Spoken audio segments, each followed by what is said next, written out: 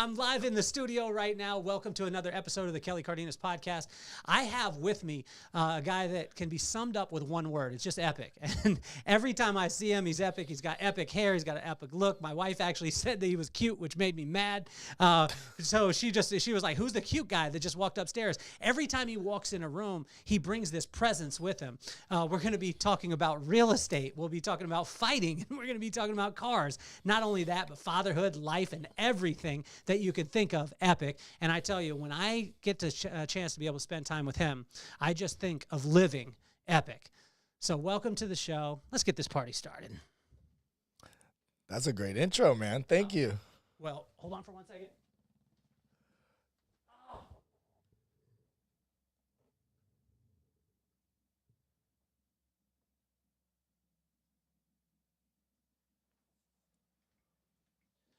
In live TV, there's always technology works until it doesn't.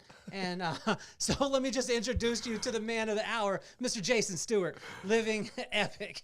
Thank you, man. I appreciate it. So help me with this, because fighting, real estate, and cars generally don't go together. Why? What's the connection point with those three? Interesting. Well, you know, I started as a fitness trainer. That was like my passion since I was a kid. I want to be physically fit, and I want to help other people be physically fit. Yeah. And I was training people, and a lot of times people would ask me the question, like, you're so talented, you got so many skills and charisma. What's next? And I'm like, why does there have to be something next? I love what I do. And people, I guess, were just expecting me to make more money. I'm like, I broke all the records here. You know, I still have the record for the most fitness training sales ever at a month at the Bally's I worked at. Yeah. I bought my first 2 houses as a fitness trainer. I bought a house at 21 and another house at 24. And I'm like, to me, I'm killing it. But to my clients who I was training, who could afford to pay me to train them, they were just like, no, you could do something where you make even more money. And today that could still be training, because it's way more scalable than it used to be with this technology. You could make $1 million a year training, no problem. But back then you couldn't. You could only train one person at a time. You know? What year is this? This is 2000, 2001, I think, is when I first started training. So the internet is, still early on. I mean, you don't have the apps. We don't have the iPhone at that time. Apps didn't exist. No. iPhone didn't exist. And so a lot of my clients did some stuff in real estate. Some did loans, some invested, some were realtors, some were title reps. Yeah. I had escrow officer, you know, and they would all tell me I'd be good in real estate. And to me, real estate just, like, I knew I wanted to invest in houses someday, but why would I want to work in real estate? That sounds boring. I mean, obviously I knew the value because I had already bought my first house. And then shortly after my second, but they were like, all the skills that make you a great fitness trainer, which isn't about being in the best shape in the gym. Right? That's very little to do with it. We had guys that look like Adonises that never sold a single fitness training package. What's the difference there? The difference is, I remember when I was training at a 24-hour fitness. I worked at 24-hour fitness before Bally's, and the guy was like, "I'm not the most fit guy." He had a couple layers of body fat in him. He was in shape, but he had a couple layers of body fat. He didn't look like some of the guys. He's like, "I'll sell more training than any of them because of this," and he smiled. Wow. He's like, when I walk in and make eye contact and smile, that person feels more comfortable training with me than the buff guy who walks in. And I was the buff guy that walked in at first, and with the mean, everyone told me I looked mean, right? Okay. But what I wasn't afraid to do was to walk up to someone and be like, "Can I show you something?" And then show them how I train them versus how they train themselves, let them know that there's stuff that I could teach them.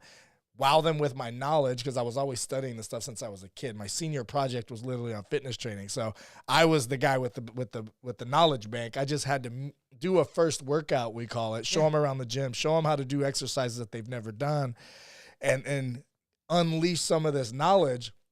And then they would typically want to buy a training package with me. The other thing that I paid attention to that a lot of people didn't, and a lot of people have a negative connotation towards, is sales.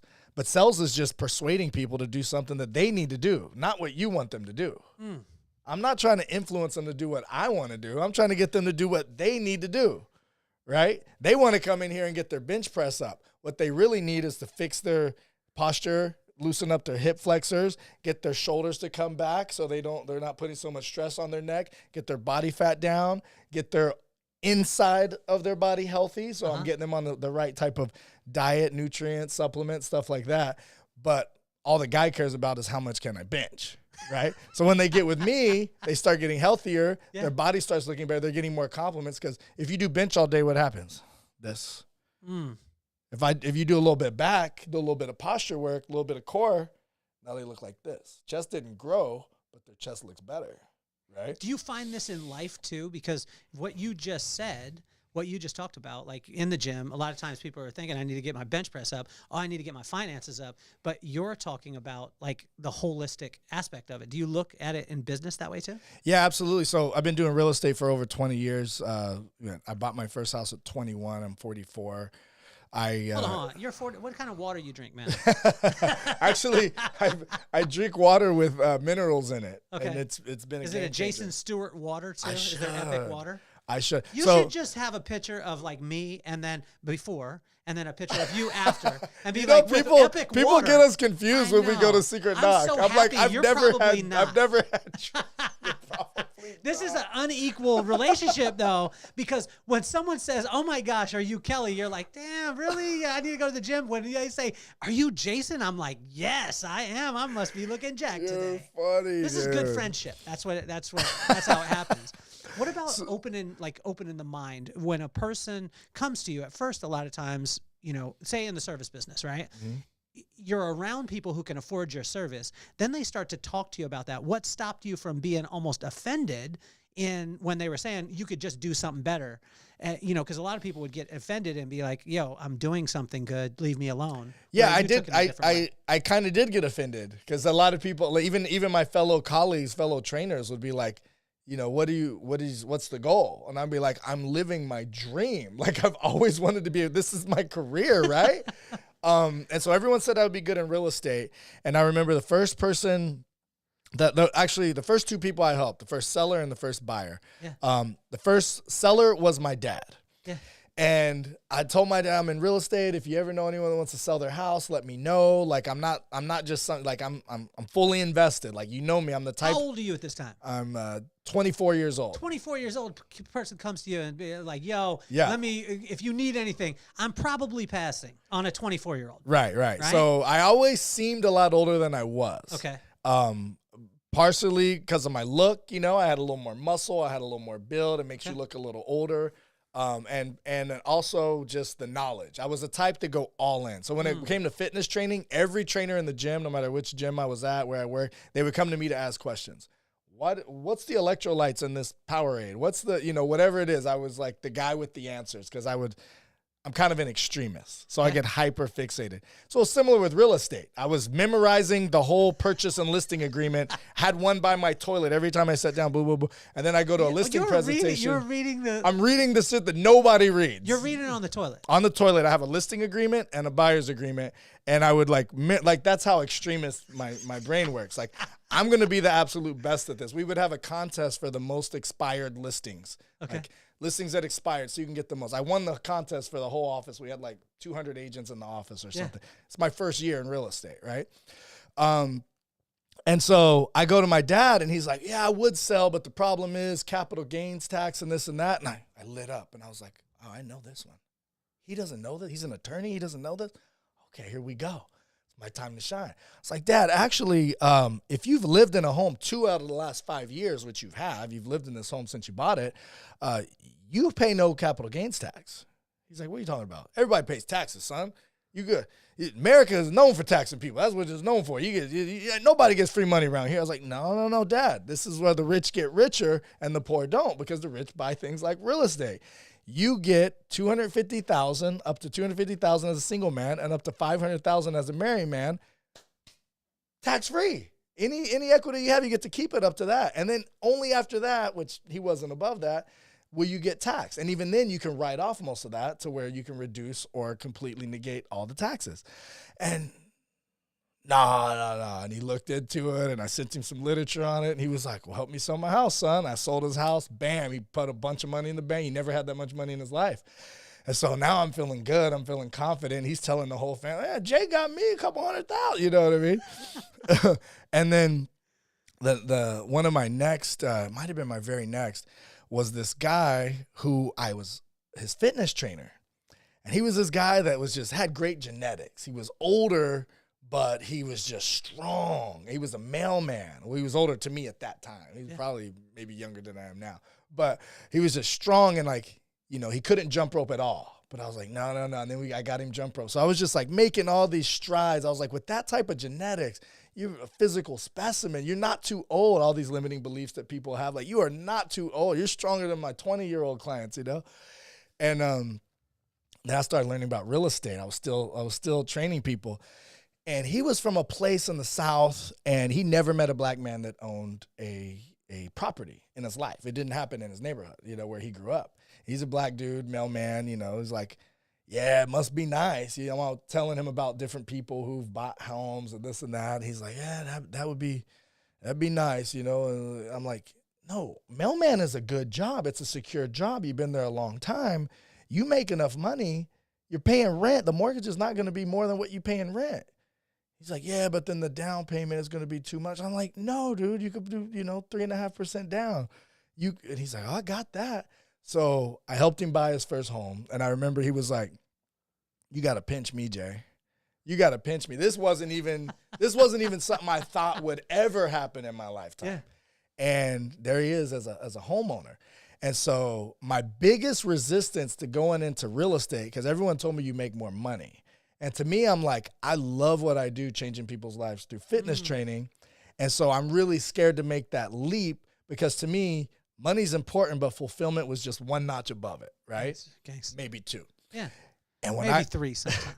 And when I got that feeling of helping my dad, because he would have never known that he could sell his house and keep that money, helping this guy become a homeowner that never thought he could, I was like, I'm all in. I'm all in. It's a wrap. Like, this felt good. This felt just as good as the chubby guy who was chubby since a kid taking his shirt off for the first time because he feels confident. It felt just as good. And so then I was all in real estate. I've been doing real estate ever since. Let's go back to the limiting beliefs part, because most people can't get over this part, right? So they have maybe they grow up a certain way. You had the guy, the mailman, happens to be a black man. He had never seen a black man own a home in his neighborhood. Right. How did you get over limiting beliefs? Not the theory of what you know now, but I'm talking like Jason as a kid. I just asked, we were talking before we started recording, and I was like, hey, what's your background nationality? You named off the United Nations. Yeah, so my mom's just a mix of whites, Irish, German, Scottish, Dutch. This is like all the whites, and English. And then my dad grew up, I grew up where my dad grew up. Yeah. We grew up in a place where you were black, white, or mixed. And so my dad was just black. But the reality is my dad's mom was Filipino. So when it comes to nationalities, I'm actually more Filipino than anything because I'm a full 25% Filipino. Okay. But if you ever meet people who are half Filipino, half black, they almost always look black. Foxy brown, they always look like dark skinned, and so he also had some Cherokee blood in him. Okay. And so black, white, Filipino, and Cherokee Indian is my makeup. So a lot of times when you come in that realm, have a lot of different nationality, sometimes it's hard to connect with one side, the other. I've had friends who are mixed, and they had friends that on the black side said, I'm not black enough, I'm not white enough, and sometimes that created limiting beliefs for them. How were you, like, where did this, epic kind of thought process, because you do, like, we were just talking before we started recording too, and I said, hey, pass the potatoes, and you said, I'm going to buy an island. It's not a normal, it's not a normal kind of thing. So who gave you permission from the very get-go for you to be able to get through those limiting beliefs? I think it's just, I've always thought differently, and I'm not sure why I always thought differently. I was raised in a very unstable environment, moved around a lot, didn't know sometimes where my next meal was going to come from. It was very, poverty. Mom was a drug addict. Mom was a drug dealer. Didn't see my mom or dad from 5 to 8, lived with aunts and stuff like that. Just, wasn't supposed to live with them, so I wasn't always welcome there. Like, we got this kid, we got to feed him. He's this, that, you know what I mean? It's just like, how do we end up with this crazy kid? I was a little bit hyper. A little bit? And yeah, and so it's interesting. Like Tony Robbins asks this question to people whenever he's doing like coaching and he's delving in with someone. He's like, whose love did you crave more, your mother's or your father's? And everybody I've ever seen him ask that question to answer. And I've went and asked people that question and played my Tony Robbins role with people, try to do what he does. And everybody has an answer. I'm the only person I've ever met that I don't have an answer. I don't feel like I really. And maybe that's because I didn't see either from 5 to 8. That's a very developmental stage where you can remember everything, but you're still developing. But I almost feel like I didn't crave anyone's love. Like I just didn't care. Like I don't know if it was because I was in survival mode or what it was, or I, had to, I was forced to be in, be comfortable in these uncomfortable situations. You transfer schools, you don't know anyone, and you're just walking in there like, okay. And I was in those situations a lot. Like I remember I saw my first dead body. I think I was like 3 or 4. I still remember it completely vividly. And, my mom's managing apartments, and it's this neighbor that used to come over all the time. She kind of had this island vibe. I think she's from Jamaica, where the fancy, the bright head thing. And my mom's boyfriend kicks the door down, and the door falls on her. I didn't realize she had already been dead. I don't know if it was for minutes or days. But when I saw it, because I'm right there, the door just falls on her. And when they run in, they run on top of the door. But the door's on her. They don't know right away. So I thought they killed her.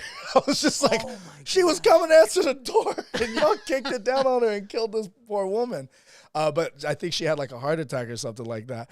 But, because my mom was a drug dealer and there's very interesting characters around with all different sorts of energy and different types of intentions and stuff. As a kid, I was just very alert and very aware and very like, what happens next? I remember, when I got back with my mom from the 5 to 8 period, and I'm, 9 years old, it's like, all right, if we have to run, there's the escape. The window's high enough to where you could jump. And my brain was always like doing stuff like that. Yeah. And so, but what's really interesting is, talk about going the opposite direction. When you're in high school, what's everybody doing if you go to a party? Everybody's drinking, smoking a little weed, popping a little this or that, this little pill or whatever's in style at the time.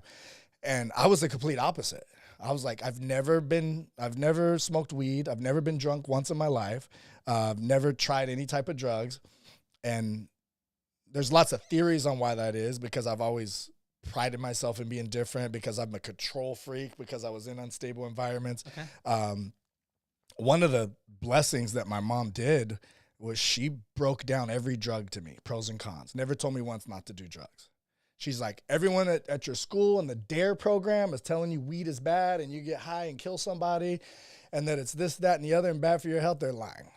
Weed has so many medical benefits. It should be 100% legal all across the world. It's like the only thing negatives are, it's really bad for your lungs because they don't have filters, and it'll make you lazy.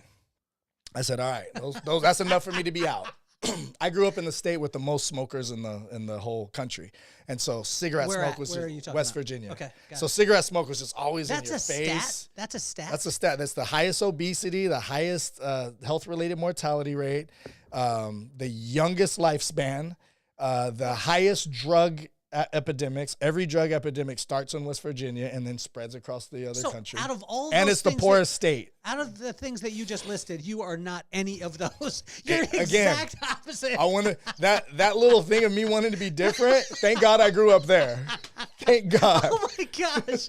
I mean, registering that, because you just said like obesity, right? You just said obesity. I mean, if you get a chance, and anybody out there listening, you get a chance to spend time with Jason, you're going to feel bad about yourself for a while, because I mean, no, you're going to feel amazing. You're going to see what's possible, but man, there's times where I don't want to be your friend. Or I see you and I'm like, man, those arms are possible. Those abs are possible. And you know what I'm saying?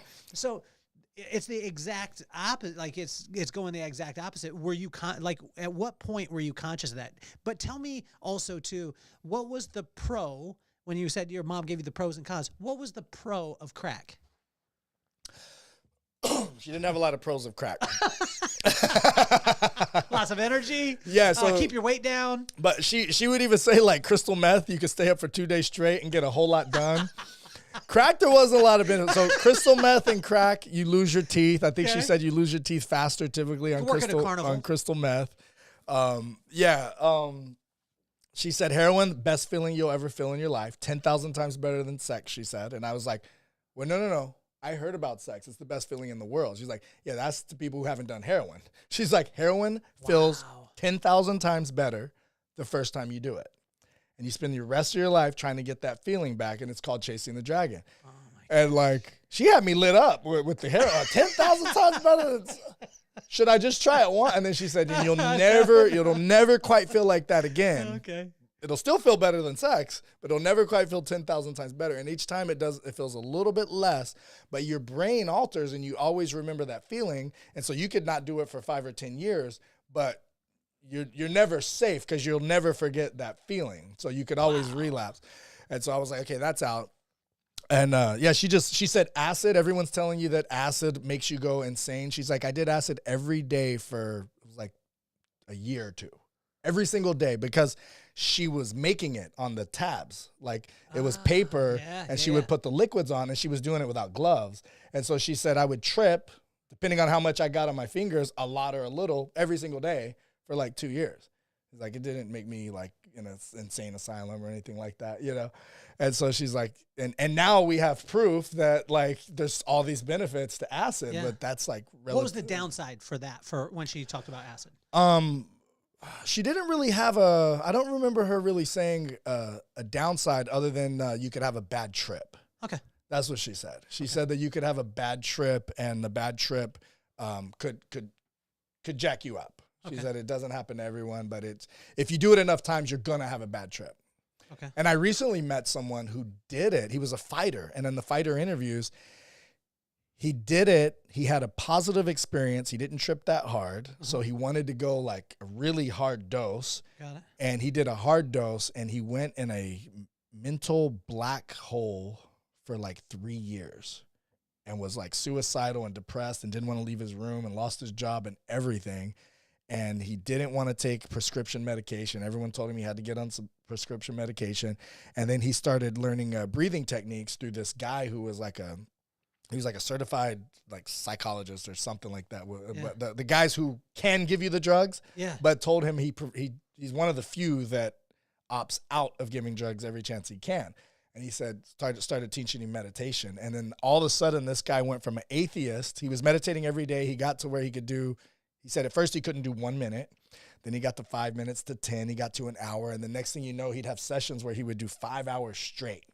And then on one of his 5 hours straight, he looked around and he just started seeing, he was outside and he started seeing trees and birds, and it hit him. Love is the answer to all of humanity's problems. God is love. Who else could have created all this other than God? And I've been sitting here thinking that all of this was by chance and I'm living in my own world and I'm completely wrong. And he instantly like got out of his depression, started working out, started training, fought for Epic. And it was just this crazy story. I'm just sitting there like, what? You're blowing my mind right now. Like, you know, that's why I love doing the interviews, because you find out stuff about these fighters other than like, how good are you at jiu-jitsu or boxing? You know what I mean? Yeah. So how does it transfer from when you go from real estate, you start having you start having that feeling. You see that the money could be there, plus I can have the feeling. Mm-hmm. And I love that part because I hadn't thought about it. Most of the time, you're always told, just chase your passion. Mm-hmm. Well, then you would have never experienced real estate because that wasn't a passion. Right. Right? So you started doing that. Does fighting come in or cars come in next? Oh, fighting. Yeah. So real estate, first investment 2001, got my license 2004, didn't start Epic until 2010. So I'm 6 years into real estate. Really? Yeah, and I'm reading the book by Tim Ferriss on repeat. This book is like changed my mental paradigm in so many ways. Like I'm a very big, and I still am like a very big, like finish what you start. But he's like, if you started something that sucks, don't finish it. You know what I mean? Can you say that again slowly? Say that again for everybody out there. It's good to have a habit of finishing what you start, but with what you started sucks, then you could quit. Like if you're in the middle of a movie and it's horrible and it's just like, and I was like, dude, I remember, the mother of my children putting a movie on at 10 o'clock and I wanted to go to bed at 10 o'clock and I accidentally caught a glimpse of the first 5 minutes and I was so mentally wired because my mom taught me that, which served me very well in the most things. But I was so mentally wired to finish what you start that I'd stay up till midnight to finish the whole movie, whether I liked the movie or not. You know what I mean? And so he's like, no, you don't have to finish everything you start. He was very big on time management, on the 80-20 rule, Pareto's laws and Parkinson's law, which they're inversions of each other. The 80-20 rule is 20% of your actions give you 80% of the results. You could apply it to everything. 20% of the populations has at least 80% of the wealth. Sometimes it's 90-10. 10% have 90% of the wealth. 5% have 95% of the wealth. You can look at it in your closet. If you have 10 pairs of jeans, there's 2 pairs that you wear every single week, sometimes twice a week. And then there's a couple pairs that you never wear. You know what I mean? The inversion of that is Parkinson's law, which says a task will swell to the amount of time you give to it. And so if you have a final tomorrow, all of a sudden you can't mess around on TikTok. You can't mess around on this. You're hyper-focused. And sometimes oftentimes the hyper-focus creates a better product than if you lollygagged and, half focused on it for a whole week. And so creating a deadline for you to get stuff done, same thing with workouts. I remember one time I went to the gym and I was like, I literally have 12 minutes to work out. What am I going to do in 12 minutes? And I said, okay, there's this cable machine open. I'm going to pull, then I'm going to turn around, and my arms are crossed when I turn around, and I'm going to push without letting go, and then I'm going to hold on to them, and I'm going to do jump squats, push, pull, squat, full body workout. And I just did sets of that for 12 minutes, and I left completely drenched, and I was just like, this is way better than any hour workout I've ever had, because you're condensing it into an amount of time where you have there's no time to talk to someone at the water fountain and sit there on your phone in between sets for 5 minutes. You don't have time for that.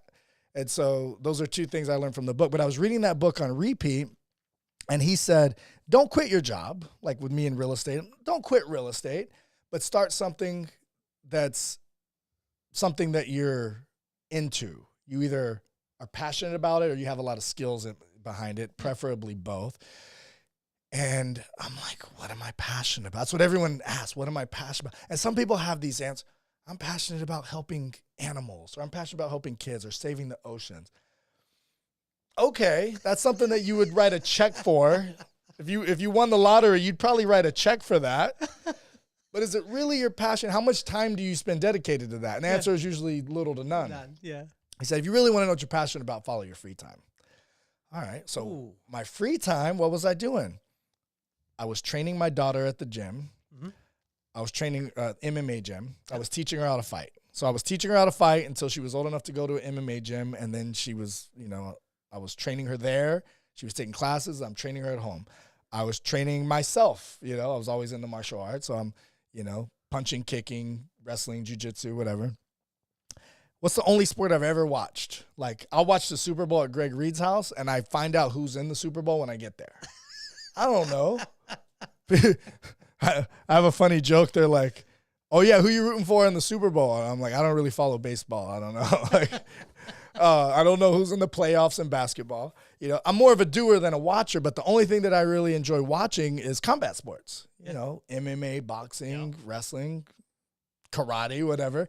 And so, okay, MMA, that's the only sport that you'll like, all right, let's go out and watch this event. That's the only thing that you'll actually spend time doing. So I'm following my free time, and my brain is going all different sorts of directions. And I've told the story a bunch of times on how it happened, but I ended up creating this epic fighting company and didn't make a profit for 7 years, which is why, and, from a business standpoint, I probably should have cut it off at year 2, right? Maybe year 1. But now it served me in so many ways that weren't monetary. The fulfillment, the connections, the relationships, the other people coming up to you and saying that, like, it changed my life, fighters, coaches, things like that. And it really put me on the map. Like, I could have been the most successful realtor in San Diego. I'm still like a realtor. Yeah, my mom was a realtor. I got a cousin who did real estate. I was thinking of getting my license. But as like the owner of this fight promotion, it was just cooler. That's all it was. I'm making way more money in real estate. No one cared. You're the guy that owns Epic Fighting. That's cool. But now it is profitable. Still changing, people's lives. It's still, now it's like an event destined. I guess it always kind of was. We had fighters flying from all over to fight for us. There was a shift. We talked about it at Prosperity Camp, and you shared a little bit about it, where there was a shift for you when you started looking at it systematically, and you looked at your sponsorships different. Yeah. So the biggest challenge, selling tickets alone, almost impossible to make profit, right? So you have to get sponsors. And so the sponsorships were running around every show collecting checks. Back then we were doing a show every 6 weeks. So it's like, all right. Every 6 weeks? Every 6 weeks we had a show. So it was just like, all right, cool. I got a check from this person. And the common thing was, oh, you know what? I'm going to be out of town on that one, but count me in for the next one. But I already got all their stuff printed. They're on the backdrop. They're on the fighter shorts, or they're on the canvas that costs thousands of dollars to print. They're already there. How do I cover them up? It's like, oh, okay. And then I realized the people who see the most results, who are the easiest to work with, are the people that have done it for over a year. They committed. So I said, from now on, if you want to be a sponsor, you have to commit for a year. That way, if we print everything up, we know we can use it multiple times. And what we found was very rarely did anyone want to quit after the year, because we had enough time to provide value. Sometimes we had to figure out what that value was. There's certain sponsors that are like, you can give my table away. You could take my logo off of everything. If you just connect me to these people and or send me X amount of business, I'm in, right? I do real estate, and if I could send you X amount of loans, keep me on as a sponsor. And then there's the other people that are like, my business is doing completely fine. I could give a shit. It's just cool to see my logo and everything, bring my team, and we have a good time. So they're doing it more for the experience. And then there's the people that are, kind of a combination of both.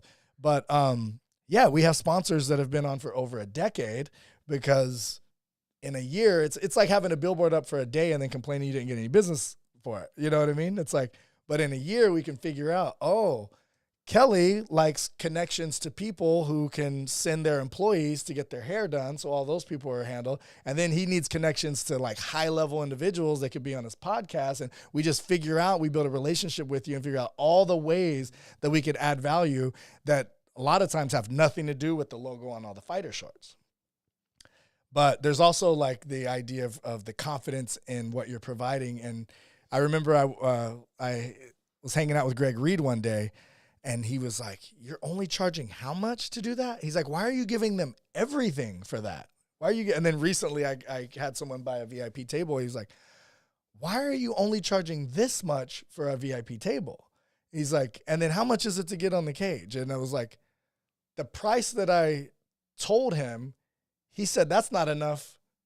You're not charging enough to put someone's logo on the cage. And I was like, well, actually, that includes logo on the fighter shorts and the backdrop and the announcements and the social media posts. And he was just like, and this is a high ticket seller, a guy who sells, $10,000, $50,000 just for courses, like something really simple. And he was just like, bro, you're undervaluing. So I'm about triple what we originally charged, but there's still people like, you need to be triple where you are now. Absolutely. And so that's kind of the confidence going up. So to answer your question, like, confidence is just a series of promises kept to yourself. And so every time I accomplish something, one thing after myself, I've read that book, Strength Finders 2.0, and I realized I'm an achiever personality and I have ADHD. So the only reason why I got lucky enough to learn that is because it's in alphabetical order. And that was the first one. So I was at Barnes and Noble's and I opened the very first one and I'm reading myself to a T. And it says like, achievers, by the time you get close to achieving your goal, you're not even thinking of celebrating. You're thinking of the next goal. And so by the time you achieve it, everybody else is like, you should be celebrating, or if they were part of the journey, they want to celebrate. If we do an epic fighting event, everyone wanted to celebrate. I would look around pissed off, like, why are you guys having drinks and relaxing? Now's the time to strike while the iron's hot. We should be promoting the next event. And so I had to learn, like, no, celebrate with yourself, celebrate with your people, commend everybody for doing a good job. And I remember explaining it to my baby's mom, that achiever personality, and she's like, that sounds horrible. Like, you live like that? That's how your brain works? But it's helped me achieve enough to where I've kind of built my confidence because I'm keeping promises to myself. Yeah. if I work out in the morning. And the trick to that is just set smaller, make smaller promises. Say you're going to work out for 12 minutes, and if you happen to get 30 that day, you're doubling your goal. Say you're going to meditate for 5 minutes, and if you know what, click another 5. All right, cool, you doubled your goal. And so instead of saying, I want to work out for an hour, I want to meditate for an hour, and then you don't get to it at all, and then it's like, mentally, subconsciously is a little check down versus check up. What are the parallels? I had the thought process and had a conversation a couple of times about this. I was just talking with my brother, but the parallels between the principles of a drug dealer and the principles of a successful business person. That's interesting. My mom told me once, she's like, I've been arrested a few times. I remember seeing my mom get arrested. Uh-huh. I remember I was in a orphanage and then ended up living at some people's house. Like, you don't get adopted, but you go from the orphanage where there's just like an office space with beds, Uh-huh. and then someone's taking care of you at their house. And that was just because my mom went to jail and didn't make bail or whatever. And she was gone for like a while. But she got found innocent, and she would say, I've done so much shit, and I only get arrested for shit I didn't do. So she's like, every time she got arrested, she got off. So she never had to spend time in jail. She just got arrested they knew she was doing shit. Yeah. But they could never, they would arrest her for something else. And she'd be like, no, you thought I was zigged, but I zagged type of thing. And so, some of the stuff that my mother taught me has been pretty transformational and helped me a lot. A lot of it was what not to do, but she read a lot. She read every day. She read about a book a day. Like, she would have these big old thick books, and I'm like, how could you read that? And she would get through one, and, depending on how thick it was, 1 to 3 days, and always absorbing a lot of information. And so, what about the principles as far as, like, say, if you take a drug dealer on this side, okay, so number one, you've got to be able to source the supply for less than what you're going to sell it for. Yeah. Principle that basic would be in economics, real estate, right? Yeah. You're going to have to make sure that your product is it doesn't have to be superior, but it's going to have to be at a level where a person would want it again. Yep. You want to be able to create a need for you to be able to fill. This all sounds like internet marketing or any business 101. Yeah. Having drug dealers have the tendency to have a look that everyone wants to be able to be a part of, so they can make people want to be a part of their business. So you think about a person living in a certain neighborhood, driving a certain car. I'm a doctor. Wow, as a young kid, I want to be a doctor because I saw that. What other principles? Because when you look at you used all the exact same principles, but you just used them in a different way. Are there things that you're conscious of that in that way? I mean, the drug game was interesting because, like my friend Don Brooks said, there's too many legal hustles to go that route.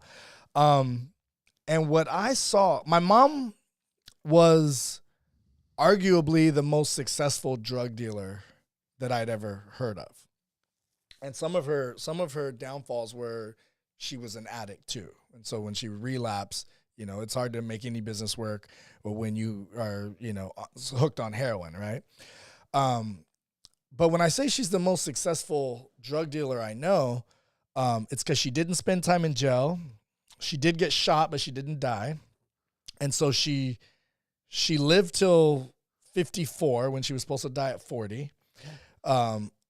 She didn't spend jail time, and she, paid the bills with it. And, it was feast or famine. Like we weren't, but the reason I say that is, like, you look at a lot of these guys that made millions or hundreds of millions of dollars, but they all died like really young. They all got shot. Their quality of life was pretty low. Right. And so overall, like her quality of life was decent. She didn't have to spend a whole lot of time in a jail cell. She got shot when I was like 5, and she was in the hospital for like 3 years. That's when they found out she had AIDS. But she got out. Like, she made it out, and then she continued to sell drugs and never got caught. And so, And my mom is not someone that I look at as the epitome of success. So when I look at all the other drug dealers who all got shot early, murdered early, overdosed or whatever, and my mom's the most successful one. And then all the drug dealers that we, look up to, the Scarfaces and then the Noriegas and the Escobars, and they all died really young. It's like, okay, my mom, you could argue, is the most successful one. And that's not the epitome of success for me. And so the allure wasn't there. Mm-hmm.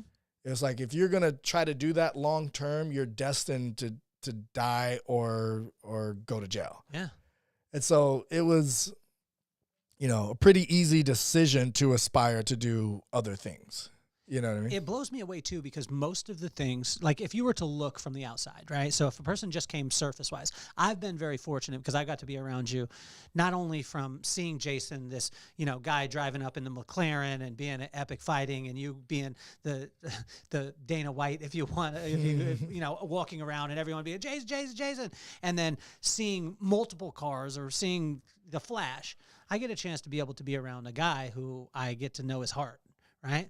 But you've taken those things that a lot of people are like the flashy, hey, this, but you took them and created wealth for your family because of those things. Does that make sense? So when a person has a Lambo or a Ferrari or a Maybach, they're like, oh, I'm flexing. Yeah. You did this car thing a completely different way than I've ever seen it.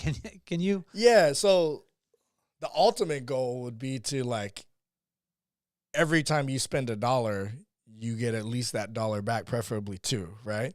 And so the way Where I did looked, you learn that?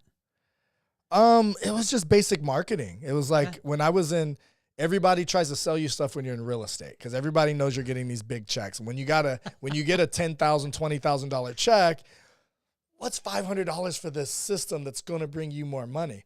And sometimes they do, sometimes they don't. What I found worked the best is just reminding the people that I already know, that already love me, trust me, feel I'm competent in the real estate game, just reminding them that I'm in the real estate game, just becoming the Coca-Cola. Like, hey, by the way, look at this house I just sold for these people. They're really happy. Look at this family that I helped buy this house. They're really happy. Just getting in front of it with a mailer or an email or a text and calling them. The Ford conversation. How's your family? How's your occupation? How's your recreation? Basketball, whatever. How's your dreams? Are you still looking to buy the island? Are you still looking for the waterfall property in Costa Rica? Are you still trying to get a castle? For some people, it's something as simple as, for my mom, her biggest dream was for me to graduate high school. If she can get me across that line, which to me, I'm like, doesn't everybody do that? Aren't you supposed to do that? But for her, she wasn't supposed to live that long, and I had a lot of friends that died as teenagers before they made it to high school, and statistically, she thought there's a good chance I could be one of them. And so when I was graduating high school, and there's another story that I could tell you that's, pretty intense, pretty heartfelt, but she was bawling at my graduation. Like every other parent was like, oh, yeah, congratulations, take a picture. She was like uncontrollably weeping because she thought she would never see that day, And so different people have different dreams. So me just calling real estate and having my real estate clients and people really not even clients, just people that I went to high school with, people that I met here or there, I would just get all their information. I would just keep up with them. How's the family? Those types of conversations. And so whenever it was time for them to send a referral or sell a house or buy a house, I was top of mind. And so that was really the secret to my success. But anytime that I wanted to spend money on something, mentally I'd be like, I have to get $2 back. And so if I got a $3,000 Lamborghini payment, how do I cover at least this $3,000, preferably get $6,000 back? And the answer was maybe someone wants to do a photo shoot with it. So maybe somebody wants to rent it for a day, And then I started realizing that, the conversations I have when I go to get my smoothie and do work at the Parakeet Cafe are way different, and the people I meet are way different when I show up in the Lamborghini. Because I was just, riding my skateboard there, and I was like, okay, every now and then let me take the McLaren over there. Let me take the Maybach over there.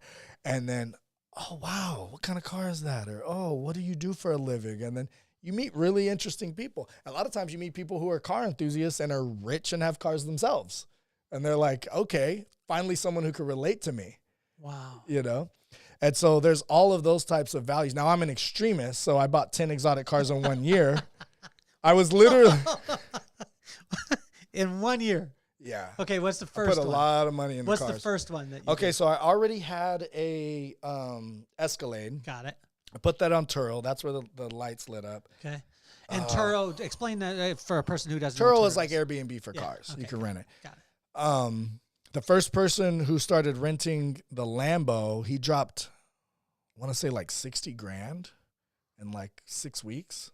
So he just rents the Lambo. He's just renting it, yeah. So, and it's amazing because this was a paradigm shift for me because, again, if you saw Jason, like if you get a chance to meet him, great looking dude, in shape, there's flash around, but once you get closer to you, you understand the depth, right? You understand the depth of you and the heart of you, that it's not, you're just not some shiny suit wearing dude that's trying to have a Lambo so he could flex and be able to talk to the lady. I rarely even post my cars on my personal Instagram. Like I have a car Instagram. Obviously, it's there to show the cars and stuff for people who are car enthusiasts. Take us back to the $60,000 Lambo guy. Now, he ended up at one point keeping it and not wanting to give it back because everyone thought it was his. And so I had to file police reports. It was like a whole thing. So so it's not all gravy, right? Like but at the end of the day, I worked out how many miles he put on it, and it was definitely worth it. But I think I got a Lambo, a Ferrari, Maybach and Bentley, all of them within like a month. And then a Vanderhall. And what else did I get? Then after that, I remember I got a Porsche SUV. I can't even remember all of them. I ended up having 2 or 3 Bentleys. Oh, a Bentley SUV, a G-Wagon. Oh, gosh. How many did I name? Oh, Slingshot. Slingshot. Yeah, a lot of cars. But I remember I was trying to go carless. I was like, I want to go 1 year with no car because Tim Ferriss, he wrote the book that really inspired me. I think he's like on his 7th or 8th year without a car, something like that. Okay. Dan Fleshman, friend of mine, great guy. He hasn't had a car forever. Uber Blacks everywhere. Gets more work done, productivity, you know? And I was like, yeah, I want to be like these guys. These are guys I look up to. I'm going without a car. And then my buddy Jay, who knew you because he's in the hair game too. He does videos and podcasts too. Yeah. He's like, are you forgetting that these people don't have 3 dogs and 3 kids and like do the shit you do where you have to take equipment and skateboards and all your crazy lifestyle? And I was like, holy crap. I didn't think about that. And so I was like, okay. So I went from no cars to 10 exotic cars. And that's kind of how my brain works. So take me to the island too, because when we were talking about this, again, that's not a normal conversation. So you followed the conversation, like you said, you know, you're working on buying an island, and then you followed that up with, I'd like to get a castle too. Mm-hmm. And then you said, just in passing over the top of a text message before we were recording, I'd like to buy a waterfall. Mm-hmm. Again, these are not normal, especially coming from the place where you came from. Is it just being built glory to like faith, glory to glory, like little bit by little bit, like every time that you keep a promise, then you're saying, well, maybe I could try something and don't else? Get me wrong, I have lots of goals that I haven't hit, and there's lots of things that I've tried and failed, so it's not like full of success. You fail your way to success, right? Yeah. And every now and then you get like the challenges of buying 10 cars in a year were crazy. So what were some of my first? So there's a difference between credit and car credit. And my credit wasn't even great. I had like 6-something credit at the time. 6-something credit, and you go buy 10 cars in one. Yeah. And so I went, and they were like, no. So I kept getting my credit up. I was like, what about if I get my credit to 700? And all the people who finance these types of cars were like, absolutely not. I said, okay, then I'm bringing in a cosigner. My cosigner's got a 750 credit. Are we good? No. But they have 3 mortgages that they've paid on time for 10 years. No. They don't care about any of that. All they care is what's the largest car loan that you've had, and have you made that payment for about 6-8 months? That's all they care about. I could have a 6-something credit score, but if I've made a $3,000 car payment for 2 years, they trust me to make that payment. versus I could have an 800 credit score, but my largest car payment's only $500. Nobody's giving me a $3,000 payment. And so I had to move stuff around. I had to put way bigger down payments than I wanted to. The goal was to be like 0 down. I was able to do that with the Vanderhall. What about the risk for you in it? Because, again, I think I love the fact it was high risk, and I'm paying some of those risks. And I've went through the ringer, the insurance. I had a car totaled. The Lamborghini got totaled. The Ferrari got stolen. The Maybach would have been totaled if the Maybach wasn't such an expensive car. Any other car would have been totaled, but the value's so high that they're like, no, we can fix this for 40, 50 grand, and the car's worth 6 figures. And then it's in the shop for 4 months, and you're not making money while it's in the shop. You're not using it for anything. You're not. Because people don't talk about that part. You hear the snippet of, I'm going to buy a car, have everyone else pay the payment, and then I'm rolling. Yeah. But that's what I love about you, is because you actually tell the real story. Oh, yeah. So the cars is by far, like, the cool thing about the cars is it's expanded my brain. So I'm not scared of a $3,000 car payment because I've had $10,000 a month in car payments. And so before it was just like I couldn't get over that. I'm not scared of it anymore. Number two, because no matter how much money you make, I got people to make way more money than me, and they still... $3,000 for a car payment. It's just, you're ingrained to where like a car payment should be a few $100, right? But also it's like the series of goals that you hit. I've owned every car now. I've owned every dream car that I've ever wanted. And so A, it's out of my system. B, I've broken any barriers to think that you can't do it. Yeah. And I could go back to having no cars and I could Uber everywhere and I'd be perfectly fine, or just having one A to B car. Perfectly fine with it. I think Jim Carrey said it best when he said, I wish everyone could be rich and famous so they could realize that's not the answer. Wow. And the cars gives you that, cars gives you that like notoriety to where it's like, okay, cool. I got that, Now, don't get me wrong. Will I probably have some type of an exotic luxury car because they're fun to drive, like for most of my life, maybe the rest of my life? It's very, very possible. But I tell people, when I bought my Lamborghini, it was super exciting and it was fun, and it was fun to drive around. But I also went to Holland Bike Store in Coronado and customized a bicycle for like $600 with all the bells and whistles. And I'm driving that around with my cup holder and my phone holder and my little bell and the lights all around. It lights up at night. And it was just as joyous. Yeah. Plus I'm outside getting fresh air, It was like the same thing as I had the top down on the Ferrari. It was like, this is nice. The bike, this is nice. 1,600 and 1 6 figures, so you can still get that feeling regardless. But yeah, what was the question? Well, no, it's good. So take me to the, you talked about association, and I think that this was something that I loved. I was talking with a friend the other day, James Dixon, a friend of both of ours. Oh, yeah. So, I love James. He upgraded to first class. Greg had said something, and he upgraded to first class to fly. And when he did, he just found himself sitting next to different people, having different conversations. Association, right? So when you went into the epic fighting side, your association, it was funny because, Greg is a little bit of a UFC fan, not as much. Like I've been since '93, and I'm in. Like my brother was Vanderlei's agent for years, and so when you said, "Hey," at Secret Knock last time, "Hey, I'm gonna bring Dan and Frank," I knew who you were talking about, like just from the first name, Dan right? Hendo, yeah. And so talk about that association, because literally, like the guys who everyone else sees as a leader and touchable, these are your friends, but you don't try and leverage them as, oh my gosh, I have Hendo and I have Frank Shamrock coming. They're just your friend. They're your friends. Yeah. How important is association, and how important is it to honor those relationships? Well, I mean, you realize quickly as you've met so many people through Greg and Secret Knock and other places that, I mean, everyone's just human. Everyone has their insecurities, their strengths, their weaknesses, and everything. And so, having something cool and having a little bit of notoriety, kind of helps. And owning Epic Fighting definitely opened the doors to a lot of these people, I'm sure, that I probably wouldn't have been as close with. But some of them I knew before I started Epic Fighting, just from the gym. We live in San Diego. We're lucky that some of the best fighters in the world, if you're training at the gyms, you kind of meet some of these fighters.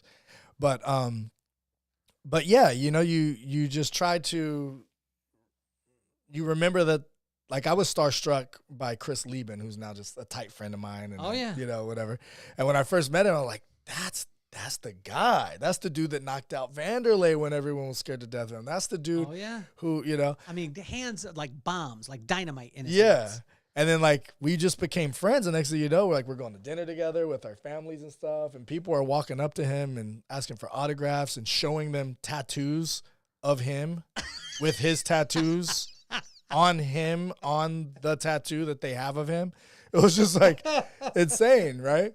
And so, and sometimes I have to remind myself, like, what's like Frank Shamrock. Oh my God, Frank Shamrock was a legend amongst legends. You know what I mean? I mean, OG. Like I brought him to the Epic Mastermind experience, and none of them knew each other. So it was Frank Trigg, Frank Shamrock, and Chris Lieben, and I turned into this MMA panel on my Epic Mastermind experience event, which is like an elevate everything event. So we've got people who are great at all different things: diet, food, relationships, money, whatever, business, real estate. And I asked the question, how did you get into real estate? Like what inspired, I mean, not real estate. How did you get into MMA? Who inspired you to get into MMA? And Frank Trigg was like, this guy. And he pointed to Frank Shamrock. I was like, no shit. And then he talks about it. Then I asked Chris Lieben, and he was like, same. Like, wait, what? He's like, he's the only reason I got into MMA. I saw videos of him beating people that were supposed to beat him, beating people that everyone was scared of, tapping out, Olympic wrestlers. And I was like, okay, that's what I want to do. And it changed the whole path of my life. And both of them said that. They'd never met Frank before, so he's hearing it for the first time. Yeah. And I was just like, that's insane. And that's kind of how I felt about him too. Like, he was just like this guy, this legend. He's 19-year-old tapping out these people that were the most feared. And so, yeah, the relationships are awesome. And, you just always think with any friendship, I always try to think of, like, how can I add value to this person? And a lot of times you can't. I can't tell you the amount of times I've asked Dan Fleshman, what can I do for you? He's like, I'll let you know when I think of it. Here we are, like 6 years later. He's like, when I need you, you'll know. Like, I'll let you know. But there's nothing. There's literally, he's got so many resources, so many connections. There's nothing I could do that we have thought of yet that really adds value to him. But I'm trying. You know what I mean? And so that's something I remember when I first met Greg, because Greg came and spoke at my vision board thing, and that's where we first met. And he's like, how could I be of service to you? How could I help you? What do you? And I think he changed the words because of that. How can it be a contribution? But back then it was, how could it be of service? And I was just like, wow, I don't really know, but thanks for asking. It's crazy that this guy wants to help me. I feel like I should be indebted to him because he's written 50 books at the time. Now it's like 200 or whatever. And so you see that often in successful people, is they're always thinking of how they can add value to you, versus I have a lot of friends that are always broke and they're always looking at what's in it for them. And it's like, if you could just... How do you switch out of that? Because you'll hear it like, the wealthiest people have the most time, right? Yeah. So they're the most available. They're the most generous. I remember hearing that when I was young and before things started to happen and great things started to happen, and not all great things. I mean, there's been drop-offs and failures and all those things. But I was like, yeah, man, but you don't understand my circumstance. Like, I'm trying to survive right now. I'm trying to make it to the next payday or even halfway there. And you're saying to be generous. Like, where does a person start in that? Give someone a compliment. That's really how it's like. If you, I like your shirt, I like your hair, like you're really pretty, or oh, that's a cute dog. Yeah, something as easy as that, and you start to feel that energy back. Oh, thank you. When you're in a conversation or a networking group, it's ask people about them. What could I do to serve you? A question I like to ask is, what's a good referral for you? What's a good referral for your business? Break down what that person looks like. So if I'm having a conversation with them, I know to connect you guys. Oh, I do media marketing. I got a blank. What's your ideal client? Oh, I work with attorneys who are already making 6 figures or multiple 6 figures that are trying to make 7 figures or multiple 7 figures. And I add value to them through video marketing through social media. Okay, now I got an idea of who I can put you with, And And so sometimes I help people define that. Last night, a friend came to the movies with me to watch the Bob Marley movie. Great movie. Yeah. And I went outside with him and I showed him how to set up a subscription on PayPal. And now he's like, here, it's 50, he was trying to do it. He's like, here's the one I did. I was like, okay, here's how you copy the link. Now this link put on a QR code. Every time you have a stand set up, you're not trying to sell your 6-pack of juices. You're trying to sell this subscription. And then I clicked it and I paid for it. It's $54. To him, it was the world. I'm the first person to subscribe. Man, like, it's $54. You've been giving me these juices for free for months just so I could, like, give you a shout out on Instagram, whatever. We're at the point now where you've given me enough. I feel like I could pay you a little bit.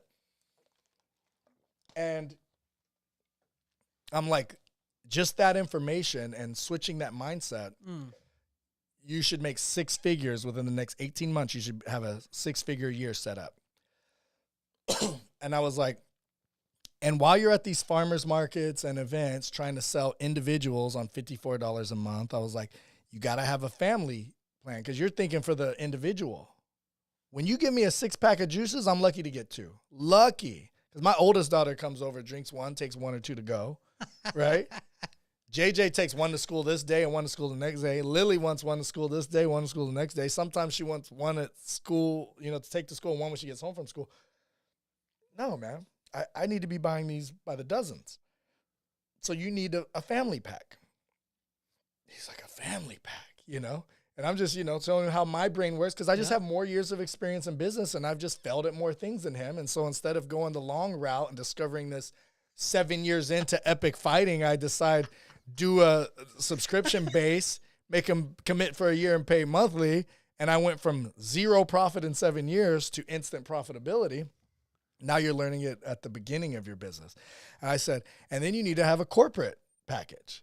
People need to be paying $1,000 a month. And your biggest one that if someone's on your website and scrolls down should be $50,000 a month. That's when you get the Qualcomm or the really big business and you say, we're going to decrease your sick days from your employees. We're going to increase productivity. We're going to decrease the chance of them getting cancer, heart disease, and other health-related diseases, which is going to, really mess up productivity.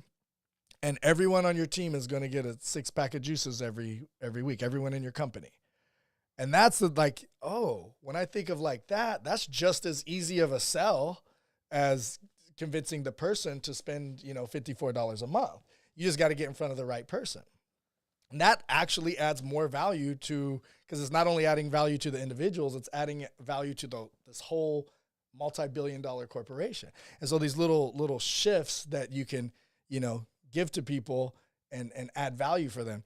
And now, do you think he might come to Epic Fighting and cut up a little video for free and share it on his page and like little things like that? Like, he's really grateful to me, right? Yeah. And so that's all I would do with real estate too. I would call people, what's your business? Let me put it on the thing that I send out. Okay, you got a flower business? Let me put that on my list. Okay, you're going to be one of 3 carpet cleaners that I promote. I'm going to send this list out to all my, 1,000 people, 2,000 people that I stay in touch with. And they're like, oh, wow, thank you so much. And, a lot of times they think of me when it's time to buy an investment property, sell their mom's house, whatever it is. How do you, as you grow, and you've grown, incredibly, but you stay so humble. Like you're super touchable at events when I've got a chance to be able to connect with you. How do you not get caught up in the things that you could? Humble is interesting. I get called humble a lot, and I guess it would be humility, right? So, yeah. And I'm not saying that you shun it and say, I'm not good at this thing. I think I have a funny quote. Every now and then I'll post it on social media or I'll tell someone, I'm like, I'm the best in the world at being humble. I'm killing the humble game. When it comes to being humble, nobody comes close. And it's kind of like an oxymoron, right? But I say that as a joke because it's like, who do you think you are that you even get to be humble? Like, how much of a big shot do you think you are to where you're like, oh, I'm just here with regular people? You know what I mean? Like, It's like, what have I done? You get humbled really quick when you increase your social circle. If you're only hanging around with people who've never accomplished anything, first of all, it's hard to be that successful because you're the sum of the people you hang around with. But if you get successful and decide to hang out with people who aren't doing anything, maybe you start to get a big head. But you've got a good mix of a third of the people you hang out with are trying to get to your level. A third of the people are on your level, on average, meaning like you might be better at this, but they're better at this. And then a third of the people are killing it. They're like where you want to be. It's, what do I have to be humble about? Like I got a friend who owns the waterfall property already. I'm trying to get the waterfall property. You know what I mean? Like I have nothing. And then when I get the waterfall property, I'm going to have the friend that my friend, the reason why I want to buy a waterfall, originally it was Regan Helier, and she's posted this thing on her, she speaks at my events. We've been friends for a long time. And she posted her basically like bathing in this beautiful waterfall. It's like, oh my God, I want to go there. Where is that? She's like, that's my yard. And she's like, me and my husband bought 600 acres here in Costa Rica, and that's the waterfall. And I'm like, okay, I'm playing too small, And then my friend Chris Lee, I helped him buy his house when he came to San Diego, and he was a nobody. He had no social media. Now he's like famous. He's on everybody's stage. He's everywhere. And he bought one on the Big Island. And he has this beautiful, like super high waterfall, and that's his backyard. And so it's like, okay, I want a lot of land, 600 acres-ish, with a waterfall.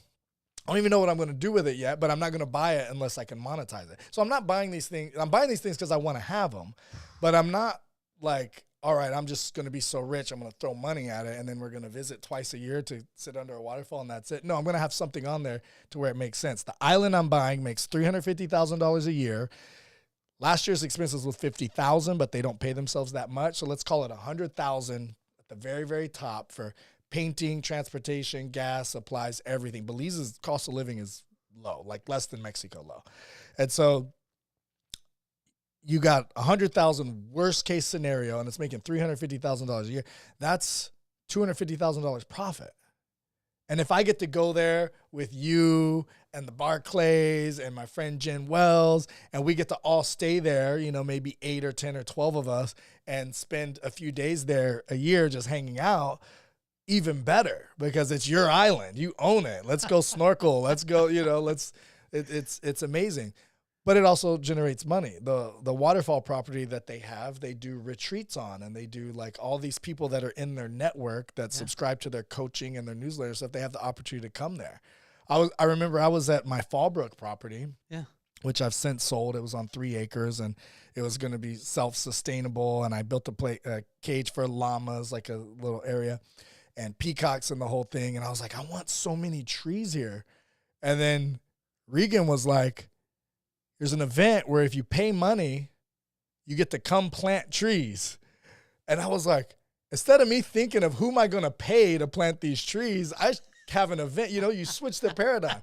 This is an event where you're going to meet successful people. They can afford to pay money, take time off. They're living probably a lifestyle that you want, to come to Costa Rica, and they care about the earth. These are like-minded people. And it's just, they planted like 10,000 trees over like however long it was, like a few days.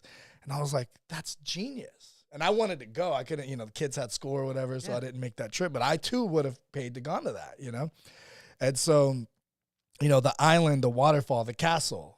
Me and my family can stay in a castle and get to say we own a castle. That's great. We're probably only going to go there like twice a year, but the rest of the time it'll be on Airbnb, positive cash flowing. And in a lot of these other countries, like a lot of these certain areas, like castles were just the houses back in the day. You know what I mean? Like your whole family lived in a castle if you had a little bit of money, and now they're just sitting there, and you can buy them for the price of the island in Belize, the whole island. I'm buying it for the price that I just sold my Fallbrook property. There's castles that you can buy for the exact same price. There's waterfall properties with 500-600 acres that you could buy for the same price. So it sounds like super crazy, but if you live in a 3-2 in Kensington or in Carlsbad, you're just as rich as these people buying these things. You're just putting your money different places, So my mindset is always like, if I buy this, how can I generate income on it? And some people have even taken it a step further to where they buy the nicest designer clothes and then they rent the clothes out to people. Because what do influencers do when they buy the Chanel outfit? They wear it once and then they can't post it anymore because I already made all my posts with that outfit. And then it just sits in the closet. Versus if someone comes to San Diego from Florida and they're your same size and they have websites where you can actually list it out. Yeah. So that's like the another level of it, but just to show you how your brain starts to work as an entrepreneur. Yeah. So as an entrepreneur too, my wife hit me with this one time. She said that seldom an entrepreneur will die of starvation from not enough deals, but a lot of them will get indigestion from trying to take on too much. Right? Mm-hmm. So my wife is why she's right downstairs. She thinks you're cute too, but so I won't ever have you hang out. Like literally, like, I know you. If you started something, it's going to be successful. Doesn't matter. Like and when I say it, it's not going to just be you touch it and it's gold. No, right. If you put your mind on it, your focus on it, your work, you're going to fail a lot, but you're going to work it out. Yeah. How do you know, for you as Jason, how do you know like how to go at something? Because it's not if the deal will work, it's if you actually want to do it now. Yeah, I get offered stuff all the time. The cars was fun. So I knew that if the cars made no money, that's cool. I'll lose a lot of money. I got to drive every car I ever wanted, and that's out of my system. So that's Will fun. you continue on with the cars? We'll see, probably. Okay. Probably in some form. Okay. The same thing with the epic fighting. No profit for 7 years, but it was so fun. It was so cool. It was so fulfilling. Yeah. And so that's the biggest thing. How quickly can I delegate it? How can I add value to it in the first place? Okay. How quickly can I delegate it to where I don't have to put too much of my time in it? Okay. And the time that I spend on it, how much am I going to enjoy it? Because I could flip one house and make $50,000 or $150,000 and be on vacation with my kids. So if I'm stuck to like spending hours per week on this project, how excited am I about this project? It better be a castle. It better be an island. It better be a waterfall. You know what I mean? Yeah. Lamborghinis, Ferraris, McLarens, Maybachs, Bentleys. Those are fun too. Those are exciting. How do you transfer it to the next generation? You were talking about your kids. I've got a chance to meet your kids. Your kids are amazing. How do you transfer it? Because like you look at the recipe of Jason that is, moves around a lot, has to adapt, has to do all these things, doesn't have much, doesn't have the things that other people have. And it creates this desire. How do we then take that to our next generation and keep our generation as opposed to just consuming what we've planted, where we're teaching them to plant? Well, I remind my kids all the time, I'm not leaving them jack. And so as soon as they start to think, well, when dad passes, I inherit X amount of properties, money, whatever, I see a lot of people kind of lose motivation. And so I remind that to them frequently because I want them to know that you need to learn as much as you can from me while you can. And so, my oldest daughter, she's pretty good at making money. She's pretty good at hustling. And so there's a lot more that they can learn, don't get me wrong. Lily, when she was younger, she was quite the hustler. She would make good money. We started a business. Now she's in this phase where she's kind of too cool and, whatever. But my son is very entrepreneurial. He has all of it's one of those things to where he's such an intense entrepreneur. He can't stay at school. He kicked 2 staff members. I got the message on the way here. He just can't sit down. So like they're basically at the point now where I have to charter school or homeschool him. But like if he sets up a stand, he'll make a couple $100 like that. You know what I mean? Mm-hmm. He can sell lemonade, he can sell comics. He'll go buy Prime energy drinks in bulk and then sell them for 3 times as much to people jogging down the boardwalk who are thirsty, whatever. And so he has the sales skills, the enthusiasm. He understands the basic. I remember one time he set up his lemonade stand and he hired a sister, and his sister was like, well, you need to pay me this much money. He's like, no, that's not what we agreed on. He's like, well, we didn't talk about it, but it's only fair because I did have to work. And he's like, okay, if that's how you feel, here. you're fired. He's like, I got a kid down the block that I could pay him $10 that will do everything you just did. He was just so calm about it. There you go. You're fired.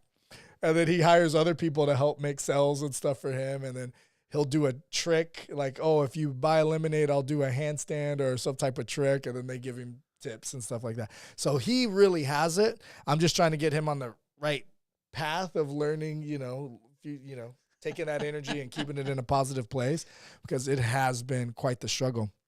But yeah, the biggest thing I can give the future generation, which is my children and soon to be grandchildren, is teaching them the skills and giving them, having them build their confidence up to the point where they know they can do it too. What's the difference between a hustling and being a hustler? I mean, a hustler hustles, I guess, right?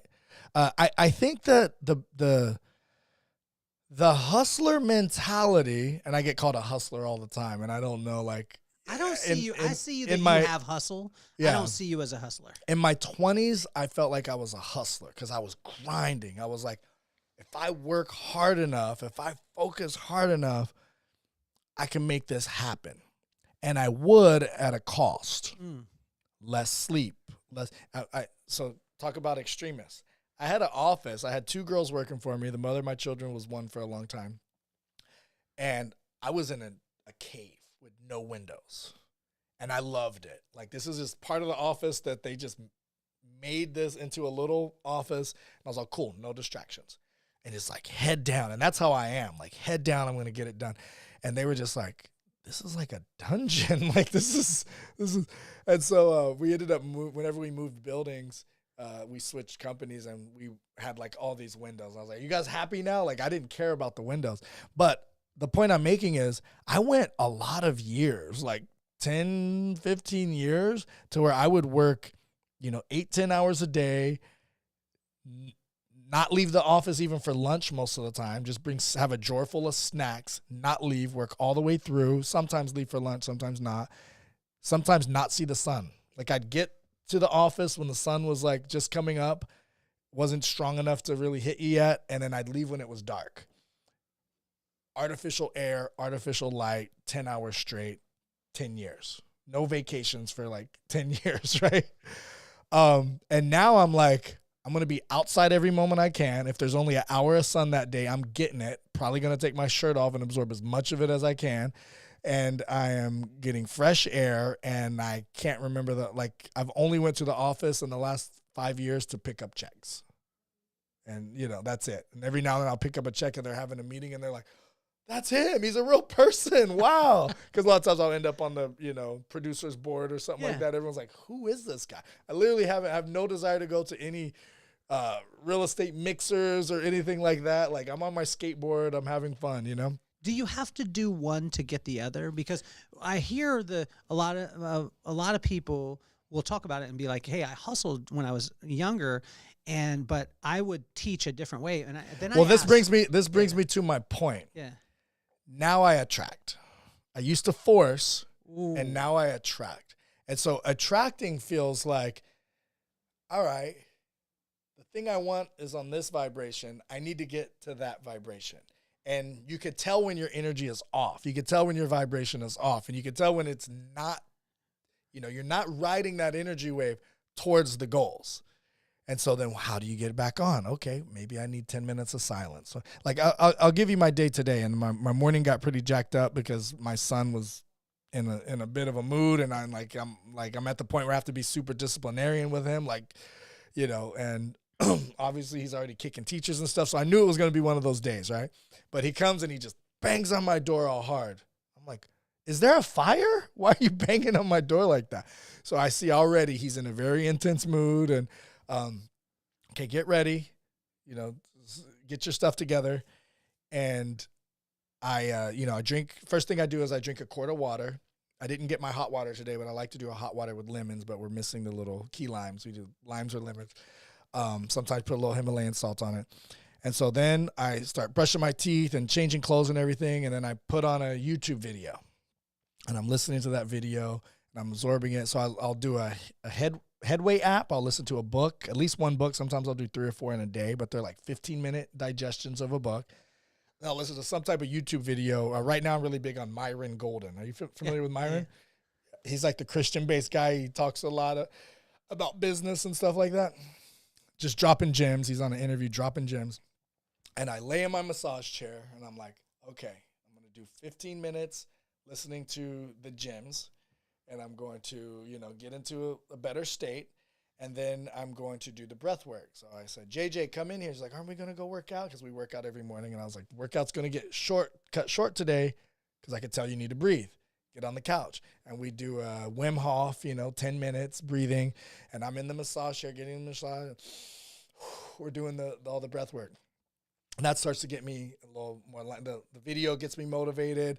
This gets me to clear my head. Ideas start coming into my head. The fog starts clearing. And then we're like, all right, let's run to the gym. We hit our workout, and then we ran to school. And then after running to school, it's a little over a mile, I ran back and jumped into a yoga class. So I did the 8:30 yoga class, did that for an hour.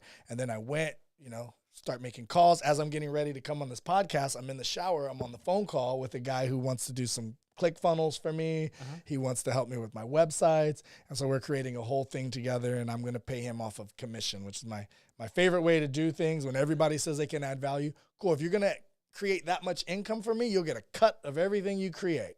And I could be very generous with the cut because I'd rather give you a lot of money when it does work than be pissed off that I gave you a little bit of money and nothing worked. You know what I mean? Because I don't mind being generous, but they say that the biggest fear for rich people is getting ripped off, even if it's for $50. It's the principle. Like, they hate getting ripped off. So I'm trying to be like them, and I'm trying to be, because I have that too. As I get more, I was like, where's like, so you try to prevent that at all costs, and so that's the way I like to structure a lot of things. You can't structure everything like that. Yeah. And then on my way here, I listened to a full book, and then I started a YouTube video, which I'm going to listen to on the way down. So some life hacks in there, but the life hacks are turn your car into a university. When you're taking a shower, turn that into a university. But also, all of this gets me on that vibration.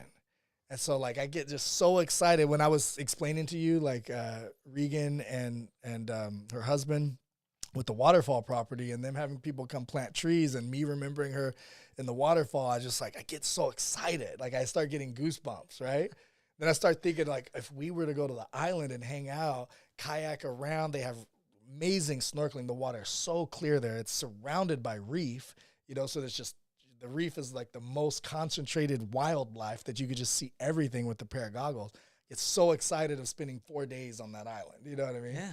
And I think about the castle, like if we were in like all of these things get me super pumped up, and that's part of it. You start visioning it. It starts getting closer and closer to you, and you start thinking of ways to make it happen. Yeah. Same thing with the cars. Like I made it happen. I physically made these cars go from here to, and I live in an apartment, by the way. I haven't, like, right now I'm starting to get that urge. I own this crazy house in Fallbrook on 3 acres with eucalyptus farm and everything. Never spent one night there. I have one that I'm in escrow with right now in Dictionary Hill with 2 giant patios, beautiful 4-bedroom, big old house. We're talking about doing like a little slumber party, or the kids staying the night, maybe inviting some friends, but I've never spent the night there. Live in a little apartment by the water, 2-bedroom. I love it. It's perfectly fine. Now I am, like, we have a nice pool. We have a nice fitness. It has everything that I need. And so it just goes to show you, like, could I trade the cars to live in a mansion? 100%. You know what I mean? But, like, I'm buying these things so we could go have an amazing experience there, but also it's an income generator, right? Yeah. I live my dream life every day. I'm living my dream.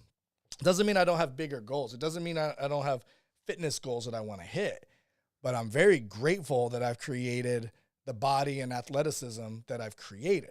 Now, there's levels. If you're not growing, you're dying. There's always progressions. I'm very grateful that I've created the amount of passive income that I've created. I'm very grateful that I'm able to go on these vacations where I want to go. And to be quite frank, there's way more expensive vacations. We like to go to tropical places, which the cost of the dollar is more leveraged there. Yeah. And like, we could go to Europe and stuff like that and spend way more money, but like, man, Belize and Costa Rica, and, you know, we went to Australia and Japan and did all that stuff. But like, all of it is fun. All of it is amazing. All of it creates memory. So yeah, if we went to like some really expensive places and dropped 50,000 versus 3,000, the experience isn't necessarily going to be better because we typically want to be in the warm ocean waters anyway, right? But I'm living my dream life every day. I mean, I live in Coronado, which is like a fantasy land. It's like its own little world, right? Yeah. I ride skateboards, bikes, free skates, carver boards, work out at the playground. We can go in the ocean whenever we want. It's a bridge right across to San Diego where you can have all the cool restaurants and downtown life. And the kids can run around and play. There's no transients or homeless people or people on drugs around. Like, there's more cops than there needs to be, but it keeps it safe. You know what I mean? Yeah. And so, like, I'm living my dream life. And so I have to remind myself to be grateful for that of every day. But I also have to remind myself that there's other frequencies that I could tap into to get the next level of fitness, to get this goal and that goal. And it's like, it doesn't matter what you're pursuing. Your pursuit might be you want to knock out another painting, which might not bring you any money or anything, but it's the progressions. Yeah. You're not growing, you're dying. So I started the podcast because of my two kids, right? Maddox and McKenna. Maddox is 12 years old. McKenna's 15 years old. I wanted to take what I refer to or what I see as iconic people and help my kids not to worship idols, but just be inspired by the iconic people that I bring around and to humanize those, what they would see as, oh my gosh, this huge thing is just a person. Yeah. So what advice would you have for Maddox and McKenna? And if you use both their names, it would be awesome. Maddox and McKenna, my advice to you would be to try as many things as you can while you're young, because you can't be passionate about something that you don't know about. And so as you're growing and developing and even into adulthood, go see the rodeo, go see the ballet, try painting, try sculpting, try everything that you can. And when you find something that really lights your soul on fire, you'll naturally pay more attention to that. And then you'll be able to figure out that if that's something that you could see yourself doing for a long time and it's going to bring you joy, then you can create a business. Luckily, in this day and age, in your generation, you can create $1 million business around absolutely anything. So all you have to do is figure out what it is that you want to spend your time doing. Jason, it's been amazing for me because the closer and closer I've been able to, and I'm very fortunate because I get to be your friend. And I'm going to force you to be my friend for the rest of your life. I'm very fortunate to be your friend. It's amazing because the closer and closer that I've got to you, it's like the more and more that I want to be around. And, you know, today, being able to spend this time, man, I mean, this has been, I'm taking it in. I can't wait for you to listen back to it. I can't wait for your friends to be able to listen to it because, I mean, the things that you drop normally, like that you say normally, or that you talk about the gems that you're taking in, you're dropping them the whole time. And Thanks. We all get to be able to experience it. And I think there's a lot of times where a person will come up with a brand and be like, this is my brand. When I put the title of the show, Living Epic, like, I don't think there's any other person that I've ever seen that lives a brand the way that you do. It just happens to have that name. Yeah. And it's my hat's off to you in that, man. And that's really, whenever I think of like, what's the next thing to pursue? And sometimes I just put stuff so I have something to chase.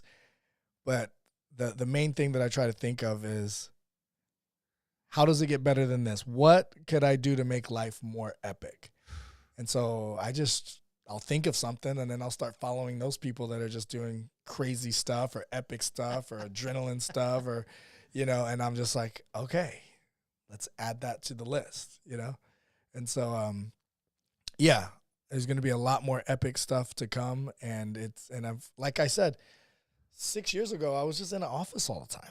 You know what I mean? Yeah. I was just like not living as epic of a life. I mean, I created epic fighting, which was epic, but me personally, I wasn't doing as much epic stuff as I am now. So if every day you could wake up and think, how does it get better than this? How can I make my life more epic than it is? What's your definition of an epic life? That's another thing that is great to end on.